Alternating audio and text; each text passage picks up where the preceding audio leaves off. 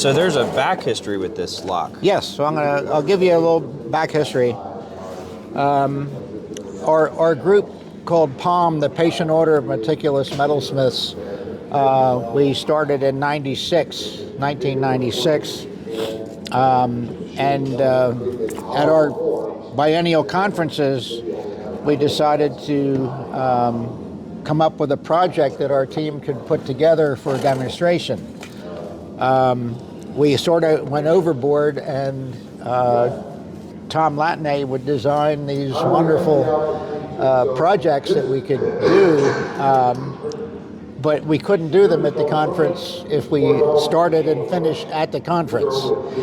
So we spent hundreds of hours individually in our home studios developing the components and the elements for these different projects.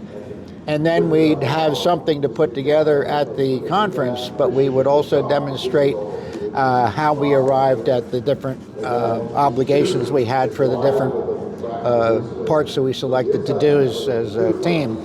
So there was basically a core group of us, about 6, and Tom Latney was the designer of most of these, a brilliant guy, and had a lot of experience in the Gothic metalwork. So that's how we came up with these different projects. For 2010, we designed a padlock, and this was the drawing that Tom did, which showed the possible shackle design for the lock, but also the basic interior design for the mechanism. So once we got that down, the 6 of us decided which parts we would like to work on. So there's a key that goes with this, but the page from the Abana Amble's ring shows the padlock that we constructed for the 2010 conference. This one over here was a lock that Tom had built as a test piece in his own shop, and he brought that along as well, but that was the foundation for developing this lock itself. It has a door that covers the keyhole. The key bit, the door has a secret latch. The door itself has a repoussé panel that I did in 32nd or 030 steel sheet. So this has the anvil, tongs, and hammer, a banner across the banner at the top, and so this I did and use a backing of lead for the repoussé panel, and that was my part of it, was making the keyhole cover and the door and box for that. So what happened was, on each of the conferences, when we first did the conference in '96, we developed a little coffer chest with a round top, and it was such a beautiful piece of work. As you know, all the demonstration pieces are donated to the auction that is held by Abana to raise money for the association. Let me check the sound here. That way, rolling again. Okay. You were talking about the box. The doorway cover hinges down, so I had to design the box and then make the cover for the keyhole. We all made our components at home, and then we brought everything with us, brought our knowledge and what we had developed to the conference, and then we had, I think, 5 different workstations at the conference where we could do these in demonstration form and show how we arrived at that, how we shaped the different pieces. Tina did a lot of the piercing and carving of the cover plate. Tina Cicini? Tina Cicini, yep. And Tom had preformed some of the elements that we needed to do all this file work and stuff like that.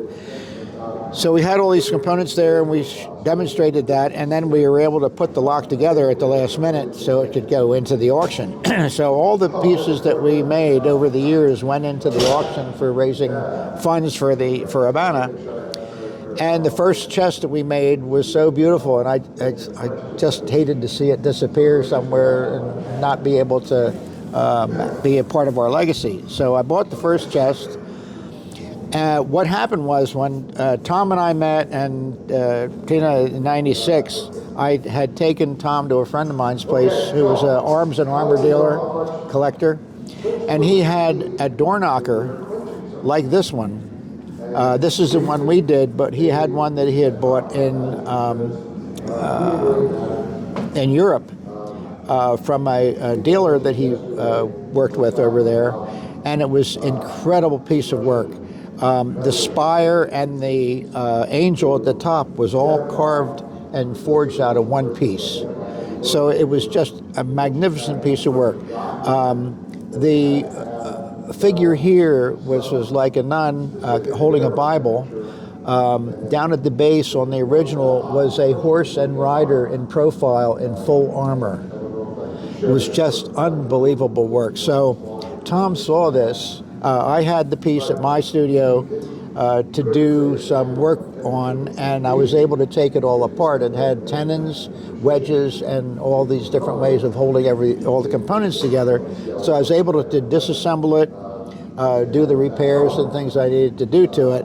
But in the broken down form, we could make tracings of all the different layers of the metal, take photographs, all that kind of stuff. Tom saw this and went crazy. He said, "We got to do this for a project." I said, "Tom, not the first one.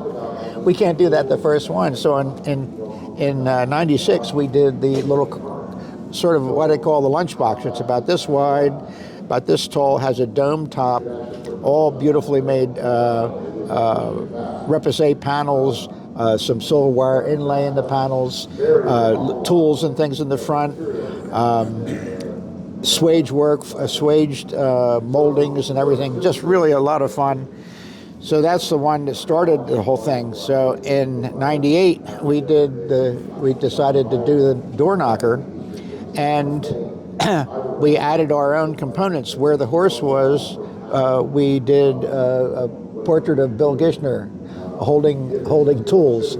He was the master of dealing and blacksmithing tools. So we had Bill Gishner there. The characters in these four windows were myself, Tom Latney, Paul Spaulding, and I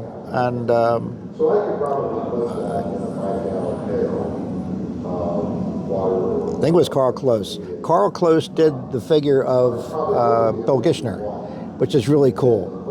So, and then down the two figures supporting at the bottom, one was Peter Ross from Williamsburg, and the other one was Dorothy Stigler, which was the first female president we had for Habana. So that was a neat thing, but that total hours in that collectively from all of us was 1,200 hours to make that piece. So we couldn't do that in 3 days at the conference. So we had most all of this done. I had the spire done. The angel at the top, I decided to make it an image of Francis Whitaker holding his hammer, and with the wings and everything. He had his glasses and his cap and everything. And if you look at it, you can tell it's Francis Whitaker. So when we went to the conference, I had the whole balcony and spire finished, and I took it to the hotel where he was, and I knocked on the door and I said, "Francis, you got a minute? I got something to show you." He said, "Come on in." So I gave him the towel, and he unwrapped the towel, and he looked at the spire, and he recognized himself. And he's smiling and looking at it. And he gave me the most wonderful, compliment you could get from Francis Whitaker. He handed it back to me, and he said nothing. He didn't have anything to say, which blew me away, which was just such a pleasure to compliment. So I loved the man dearly, and he was just a wonderful man, brilliant guy. But that's why I thought it was. So I gave him his wings before he became an angel. So that was kind of neat. But getting back to the lock, when we finished the lock, and over the years, I would save for 2 years to be in a position to hopefully be able to get to acquire the projects when they came up for auction. So I had been successful over all the projects except this one. This one, someone had the idea that they were going to have it no matter what, and they paid dearly for it, but the lock went, and that was, we have no idea where it went or where it is now. So coming up on the 2020 conference, I would bring all the pieces to the conference each time we had a show, and so everybody could see them, we could answer questions and show how the things were. So for the 2020 conference up in Saratoga, New York, I thought, I'd like to have all the pieces there. So I decided to make the lock myself. So I built this lock in my own studio, which we'll show you in detail. But the thing I did differently about the lock I did in my studio, I spent 213 hours making the lock, and the shackle that was designed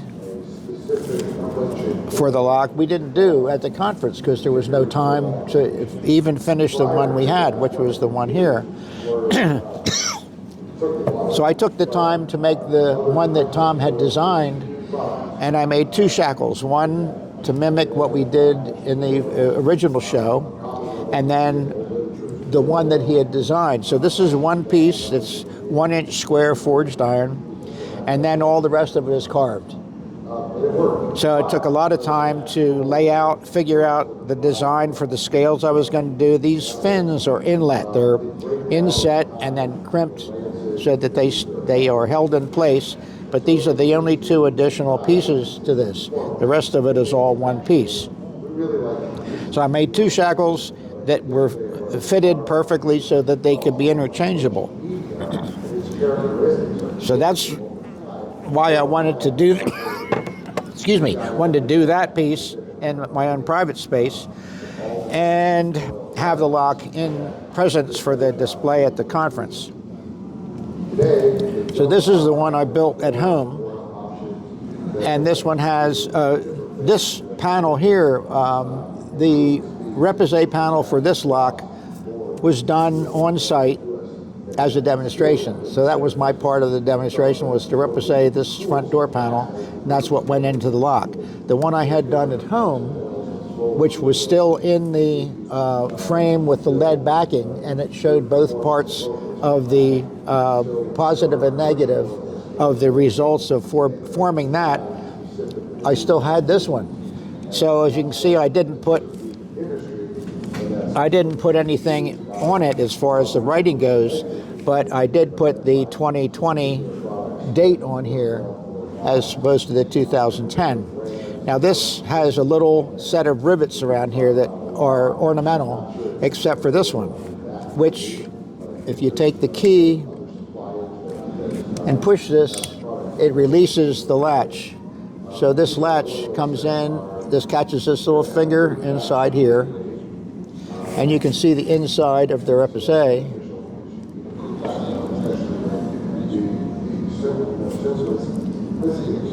And then this is soldered to the frame of the door with a tin solder. This is silver soldered on, so it's got the structural strength. The hinge barrels have bullet catches on each end. So this rivet end is a bullet catch. So if I depress these 2 bullet catches, they're spring-loaded inside of these tubes so that I can push those in and take the door off. The door frame is screwed to this cover plate from the back, so I can take this part off. This, and when you close this, this rivet head is actually a screw. It's an embedded Allen cap socket screw. And we'll get into that in a moment, but I want to show you how the key works first.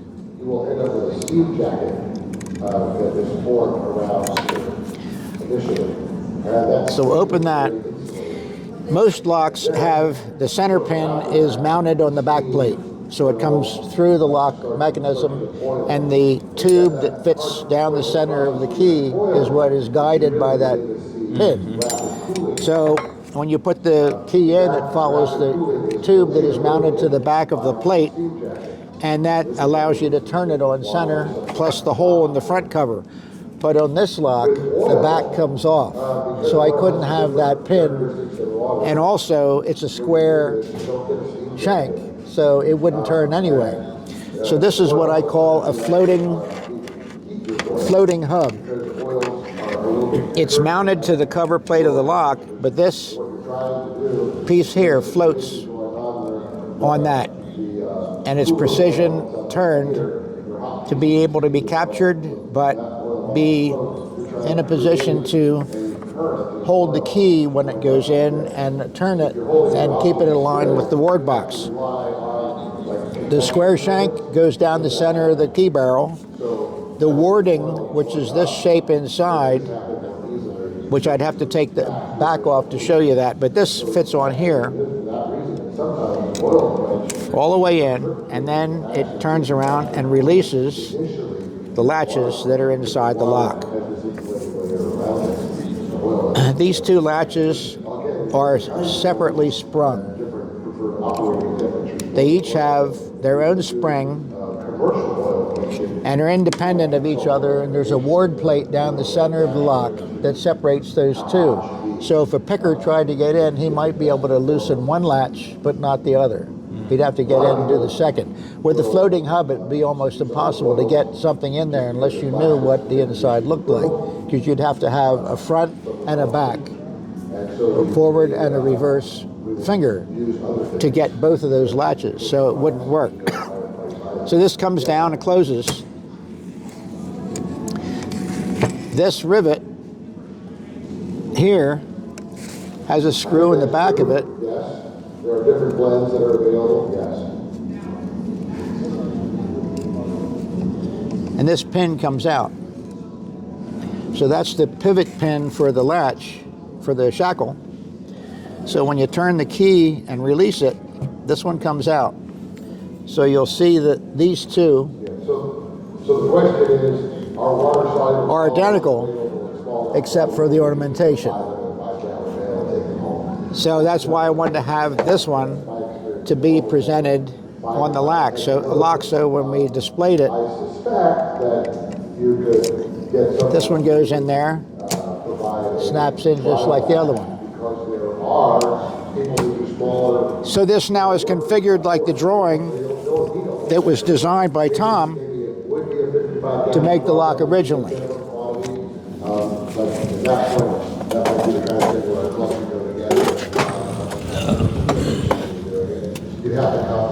Not sure where it's. Well, we'll get it in a minute. It's not necessarily right now.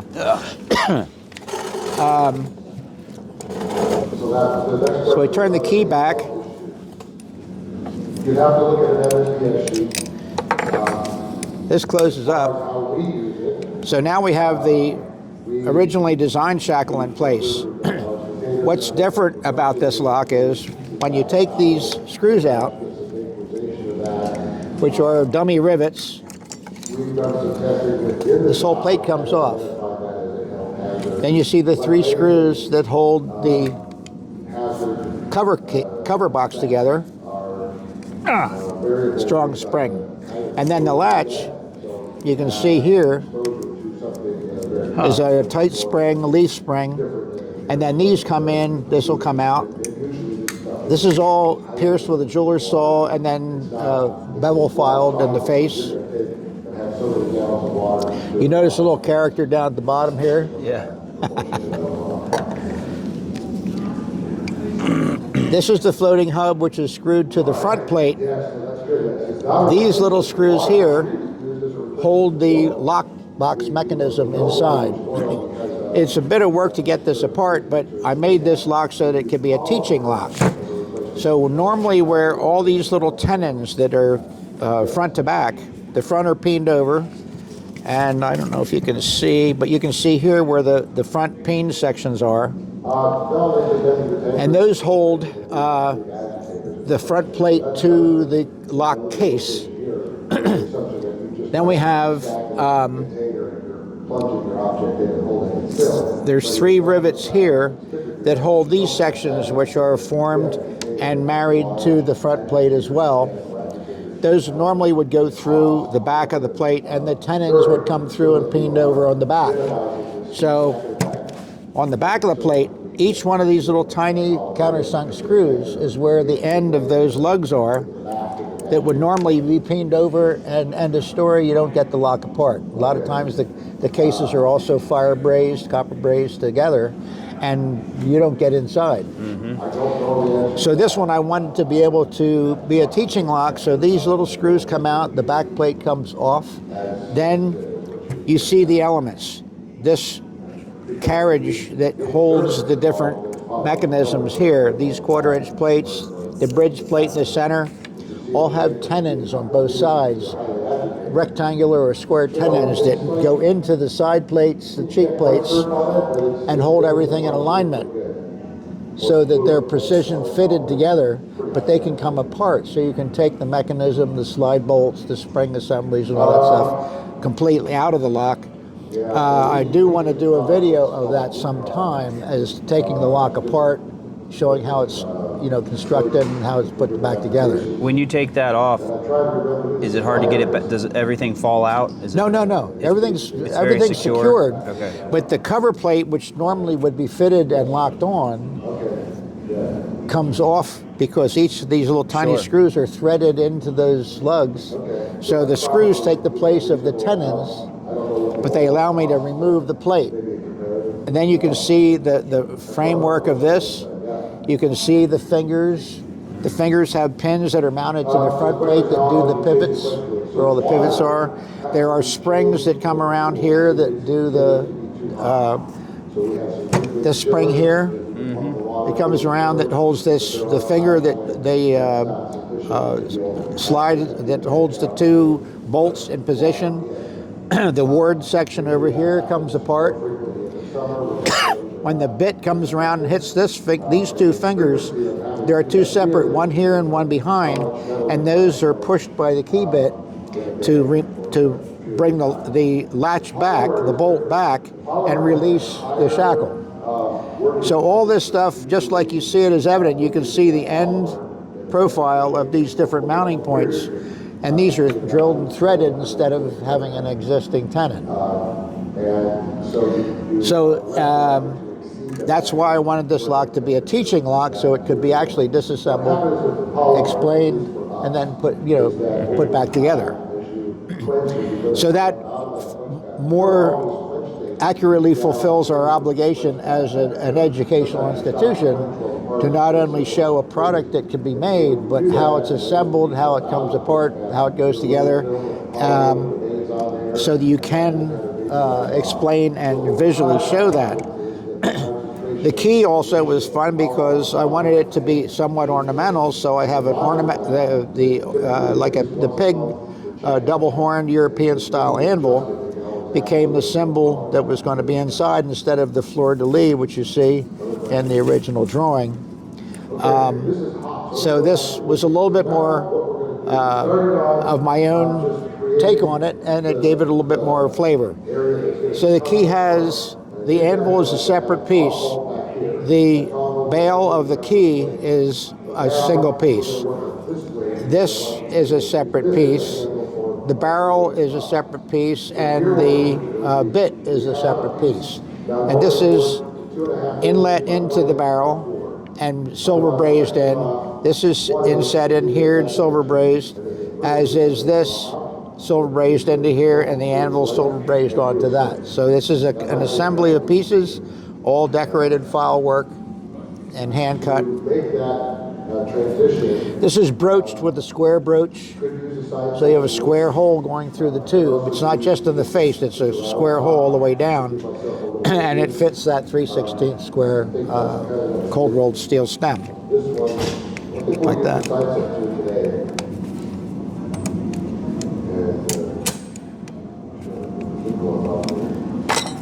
And that's my story, and I'm sticking to it. Thank you for showing me. Sure. Beautiful. Are you going to have that in Johnstown? And I'm going to have all 9 projects. We did 9 projects over 25 years. 9. Yes, we did. The round top chest was the 96. The door knocker was 98. 2010 was the padlock. Then we did a door lock, which is not on here. We did a coffer chest, which is this one, which I designed a 12-bolt lock system for. Then we did, in 2014, we did a Gothic coffee grinder at Harrington, which actually works. I did the grinding mechanism inside, and inside where the drawer fits is an adjustable screw for the fineness of grind you'd like to have, and it actually works very well. Then we did a Scandinavian-style door with all the hardware on it. We did that as a project, and that was, I think, South Dakota. And then after that, we did a blacksmith sign. Yeah. Big blacksmith sign with a wheel with all the tools on it. And Is that the one that had the sugar cube cutter? yes, yeah. It's like a sugar axe? Yes, right. Yeah. Yep. Had different elements that we all made. And the last project we did was the wooden chest with the handle and scutcheon plate. Had a griffin face on it, like and I did that in Repoussé. And that had the tongue, you push the tongue up and it released the latch, and the face lifts up and the key is hidden inside the lid of the box. The lock mechanism was done by Tom, oh, shoot me now. Don't get old. Kim? Huh? Wasn't Kim, was it? No, it wasn't Kim. Anyway, the lock is so cool. It's a trick lock because it's a double. It has a double pin mechanism that goes in, or double pins come down from the lid with little slots in them. And in the lock, it has grabs inside, and one from the left and one from the right. And when you turn the key, you have to turn the key to a certain position, pull the one back, then you have to go back and turn it back and push the other one back, but you can't go over center. You have to go to the crest of the pull of the key to move that latch back, and then it releases both of them. If you go past, it jumps back in. You go around, then the other one jumps back in. So it's a puzzle mechanism, a sequential puzzle that you have to figure out how to manipulate those two different bits to get both of them to stay out and off to bring the release the lid. Wow. And then all the it's a wooden chest, but all the hardware and ornaments that we made on it are all fitted on. There's corner brackets, hinges, strap hinges in the back, feet that it sits on, and then the handles that you lift it with. But all those projects will be at the conference in Johnstown for display, including the lock and everything else. Wow. Wow. So it's going to be a lot of fun. But this was a lot of fun. It was, I had, in a controlled environment I had in my shop, you know, I had everything laid out. I have photographs of all the processes and all the different sequences that I did with it. You said you had 220 hours? 213 hours. Well, what I do with all these projects, I kept copious records of all my involvement with all these different projects over the years. And I put a time card together of the hours, the time that I did it, and how much time was spent, the dates and everything. And then separately, when I did the shackle, I kept that separate, so there was 43 hours in that shackle alone, not including the forging of the shape, which I did both of those at the same time. But there's 160 hours in the lock, 43 in that, and then The final finish and patina work was 10 hours. So 213 hours total in just this one project. That seems quick. Huh? I think that's quick. Well, You really were moving. well, I was moving, and I had everything at my disposal in my studio. I have all my bench tools, all my machinery, everything else I needed in there. You know, real fine bandsaw blades for cutting intricate places, all the piercing work, and I had no pressure from the outside. No, not a gang of people watching, waiting for things to happen, and so it was a relaxed environment for me to work in. So I've done this stuff for a while, so it flows. Once you get into the flow of things, it works pretty well. So I could work on one thing. If I get done, I can move over to something else. So I have a lot of workspace in my shop. If you ever get down, you'll see the junkyard. But the coffer chest and the door knocker both were in the 1,200 hour accumulative time per project. Wow. Because I kept time, I know how much time I spent in them. I have the drawings, the samples, the tooling and jigs and fixtures I made for each one. And hopefully if I can I'm trying to get from the rest of the team members anything they have that relates to any of the projects that I can incorporate into photograph or documentation and put a book together on the patient order projects for that 25-year period. So that would be an additional document that would stay with the collection of all these pieces so that there would be an understanding of what went into them, from concept to the finished product, the involvement in the different philosophies that we had as individual craftsmen in our collaborative effort to do these projects. So hopefully if I get everything I can, whatever they have, I still have a large body of information for each one of the projects that I was involved in. So You don't have to go into it if you don't want to, but how'd the patient order start? well, it started when I met Tom Latney and I think it was Carl Close and Tina Chisena, and we sort of we met at the 94, because 96 was our first project. So 94, I think, when we first got together and started talking about, working together and doing something, and that's when the juice started to flow, and Tom got some ideas, and that's when he had come to my house and saw the door knocker, that started the inspiration of, well, let's do a big one. And that's when he wanted to do the door knocker, like I said before, but I said, that's way beyond. Let's do something less complicated. That's when the little chest design came up. And Tom got us started on that one. And it went downhill from there. How many members were in the group? Well, initially there's 6, but altogether I think we had another 4 or 5 people over a period of time at different times would be involved in the project.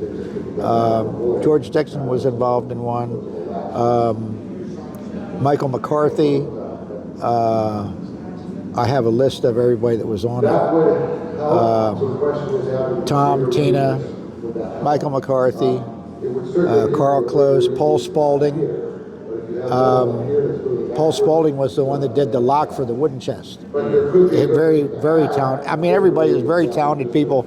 It was a pleasure and honor to work with everybody on these projects. So, but as life goes on, we all have obligations and responsibilities.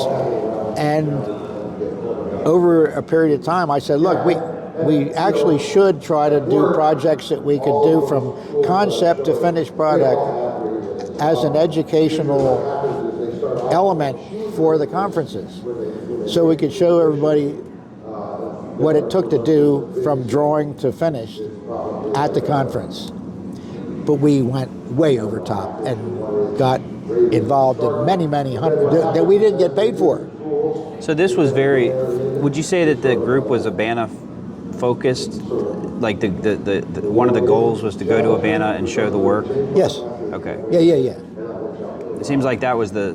Well, we wanted to objectives. show people what could be done.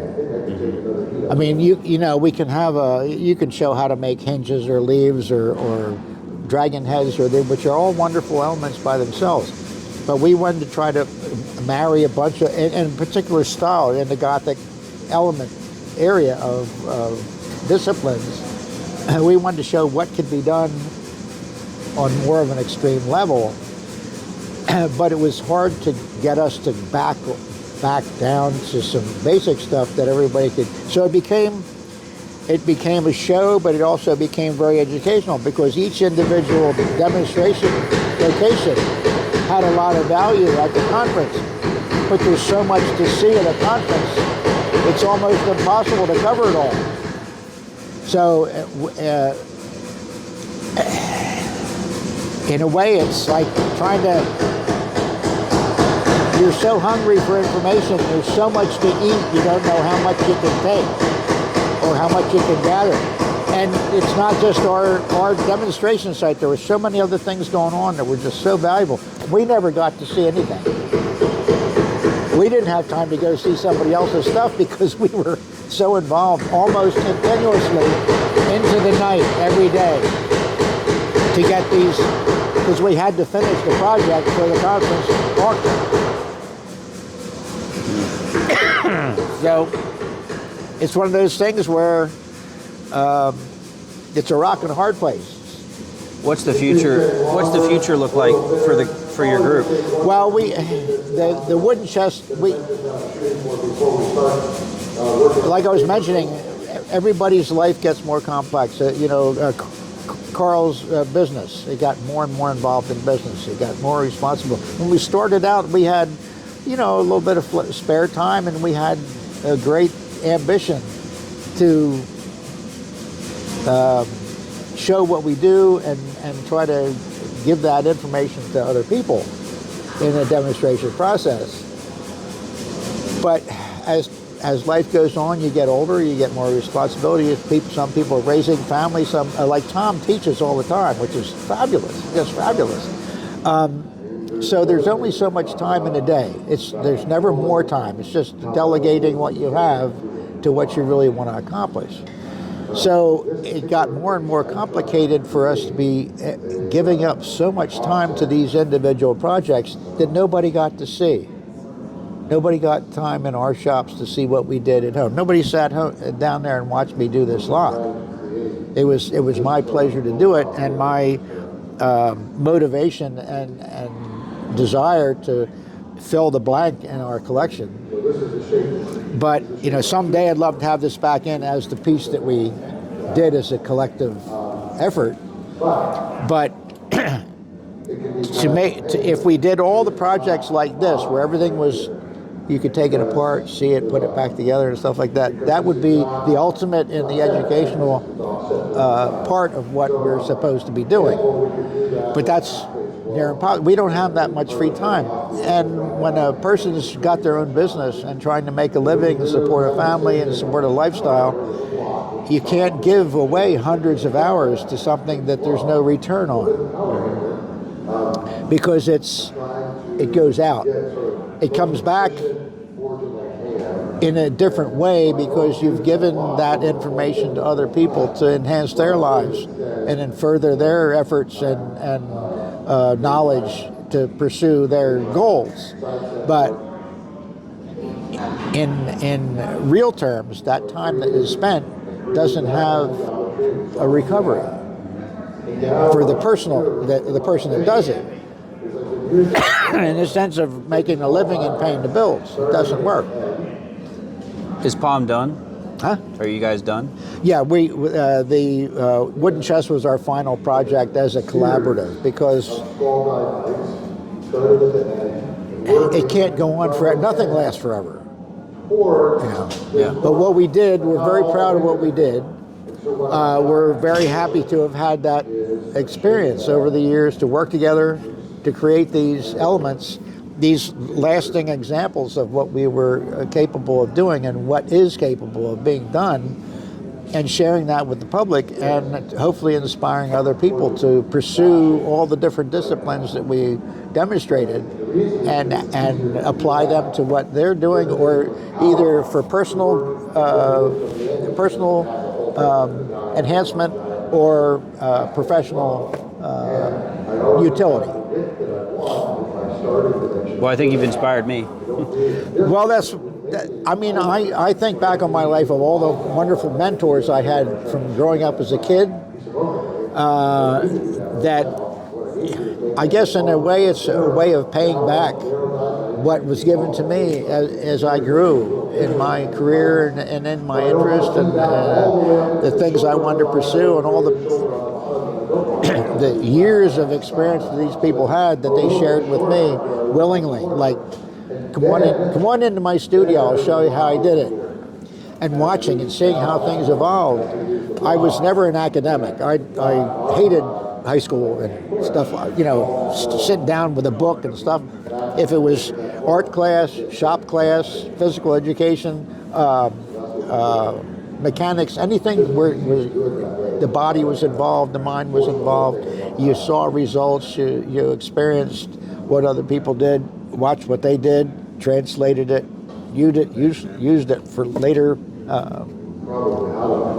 development.